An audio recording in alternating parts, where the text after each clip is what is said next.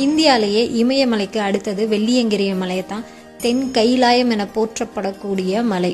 சிவபெருமானே குடிகொண்ட மலை, பல சிறப்புகளையும் பல அற்புதங்களையும் படைத்த மலை. அப்பேற்பட்ட மலையில நீங்க இறைவனை வணங்கவோ அல்லது சுற்றுலாக்கோ நீங்க போனீங்கன்னா தயவு செஞ்சு அங்க குப்பையை போடாதீங்க. போன வருஷம் 18 வாரமா அங்க இருக்கக்கூடிய குப்பைகளை அள்ளிக்கிட்டு வந்தாங்க. கிலோ கணக்குல இல்லைங்க, பல டன் கணக்குல.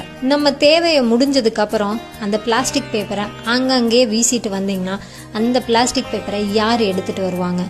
பல லட்சம் பேர் ஏறிட்டு வரக்கூடிய இந்த மலையில ஒவ்வொருத்தரும் ஒரு குப்பையை போட்டா அந்த மலை ஏகமா பரவி இருக்கிற பிளாஸ்டிக் பொருட்களால அங்க இருக்கக்கூடிய மண், மரம், மலையில வாழக்கூடிய உயிரினம், விலங்கு எல்லாமே பாதிக்கப்படுது.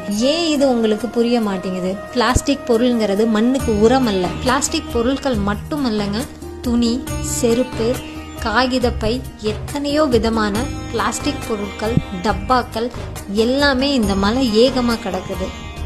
புனித ஸ்தலம் என போற்றப்படக்கூடிய இந்த சிவபெருமானே குடிகொண்ட மலையின் மேலே இப்பேற்பட்ட விஷயத்தை பண்ணுறதுனால என்ன புண்ணியத்தை சம்பாதிப்பீங்க? நீங்களே பாருங்க.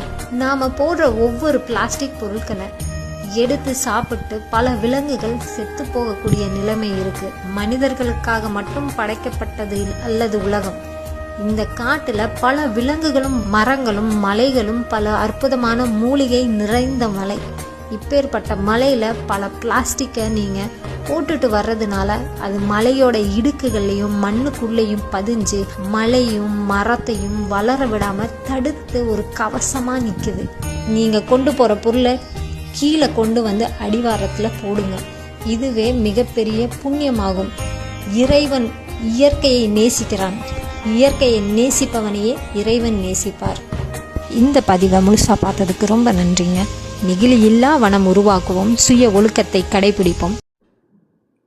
வீடியோ பார்த்தீங்களா? இந்த ஊட்டி, கொடைக்கானல், ஏற்காடு இந்த மாதிரி மலைவாச ஸ்தலங்கள், நீர்நிலைகள், அடர்ந்த காடுகள், இங்கெல்லாம் சுற்றுலா போகிறோம். சுற்றுலா போகும்போது சாப்பாடெல்லாம் எடுத்துகிட்டு போவாங்க. சாப்பிட்றதுக்கு என்னென்னலாம் எடுத்துகிட்டு போகிறாங்க. சில பேர் ட்ரிங்க்ஸு, சரக்கு அடிக்கிறதுக்கு லிக்கர்ஸ் எல்லாம் யூஸ் பண்ணுறதுக்கு அதை எடுத்துகிட்டு போவாங்க. இந்த மாதிரி எல்லாம் அங்கே போயிட்டு எல்லாம் சாப்பிட்டுட்டு அப்படியே அந்த பிளாஸ்டிக் பையில் எடுத்துகிட்டு போகிறது, பிளாஸ்டிக் பாட்டில், வாட்டர் கேன், என்னென்ன இருக்கோ, துணி எல்லாம் கொண்டு போகிறது. அதெல்லாம் கொண்டு போய் அங்கேயே போட்டு வரும்போது அங்கேயே எல்லாம் எந்த இடத்துல தெரியுதோ அந்த இடத்துல வீசிட வேண்டியது. அந்த காடு, மலை, எங்கே நீர்நிலைகள் எதுவும் பார்க்குறதில்ல. இப்போது பார்த்திங்கன்னா அந்த ராமேஸ்வரம் எல்லாம் போனாங்கன்னா, ராமேஸ்வரம், திருச்செந்தூர் போனாங்கன்னா கடலில் துணிகளை எல்லாம் போட்டு வர்றது, லட்சக்கணக்கான துணிகள் போட்டு வர்றது. வெள்ளியங்கிரி மலை மேலே பாருங்கள் எவ்வளவு குப்பையை சேர்த்து வச்சுருக்குறாங்க பாருங்கள். பொதுவாக உலகத்திலேயே அதிகமான இந்த குப்பை போடுற நாடு எதுன்னா அது இந்தியாவாக தான் இருக்கும். இந்த திருந்தவே மாட்டாங்க இவங்க. சின்ன வயசுலேருந்து இதே தான் பழக்கம். திருந்துறதே கிடையாது. ஒரு 40-50 வருஷத்துக்கு முன்னாடியில் இப்படியெல்லாம் குப்பை எவ்வளவு அதிகமாக எங்கேயுமே இருந்ததில்லை. அவங்க அப்படி குப்பையை போடவும் மாட்டாங்க. எங்கே பார்த்தாலும் எதை பார்த்தாலும் குப்பை எங்கே கண்ட இடத்துல வீசுறது, அந்த பழக்கமே மாறப்போகிறதே கிடையாதுங்க. பாருங்கள், வெள்ளியங்கிரியில் எவ்வளோ டன் கணக்கில் குப்பையை குவிச்சு வச்சுருக்காங்க. அதே மாதிரி திருச்செந்தூர், ராமேஸ்வரத்தில் துணியை கழட்டி போட்டு வந்திருக்குறாங்க. அங்கெல்லாம் கழட்டி தண்ணீரில் வீசிட்டு வந்திருக்காங்க. அது டன் கணக்கில் இருக்குது. அது துணியை கழட்டி போட்டால் அவங்களுக்கு நல்லது நடக்குன்னு யாரும் சொல்லியிருக்கிறாங்க, ஜோசிக்காரர். இதெல்லாம் பைத்தியக்காரத்தனமாக இல்லையா? எங்கே பார்த்தாலும் பிளாஸ்டிக்ஸை போட்டு வர்றது. அப்புறம் சாராயம், அந்த இதை குடிச்சிட்டு பிராந்தி பாட்டில் எல்லாம் அங்கங்கே வீசிட்டு வர்றது, உடச்சிட்டு வர்றது. ஊட்டி போகிற வழியில் சில இடங்களில் பாருங்கள், எல்லாம் பாட்டிலெல்லாம் உடச்சி அந்த மூலையில் உடச்சி வீசியிருக்கிறானுங்க. இது என்ன? இந்த மாதிரியெல்லாம் என்ன தான் இது? நம்ம வர்ற தலைமுறைகளுக்கு அவங்க இந்த சுற்றுச்சூழல் இந்த இதெல்லாம் அனுபவிக்க வேண்டாமா? சுற்றுச்சூழலை நாசப்படுத்தி காற்று ஏற்கனவே மாசாகிருக்கு. அதில் எல்லாம் வேறு இந்த மாதிரி வேறு குப்பையெல்லாம் சேர்த்து வச்சு முதல்ல என்ன லாபம் இருக்க போகுது? கொஞ்சம் கூட சிந்திக்கிறதே கிடையாது. எங்கே எப்போ பார்த்தாலும் எதை பார்த்தாலும் வெளி வீசிட வேண்டியது. காரில் போக வெளி வீச வேண்டியது.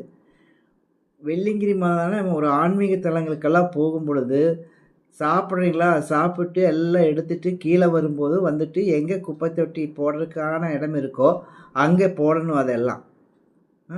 ஒரு ஆன்மீக தலம்னு பார்க்குறதில்ல, எந்த இடம் பார்க்குறதில்ல. மேலே போய் ரகசியமாக குடிக்கிறானுங்க. சபரிமலையிலேருந்து வரும்பொழுதே சில பேர் ட்ரிங்க்ஸ் அடிக்கிறாங்க. அடிச்சுட்டு வராங்கன்னு சொல்கிறாங்க.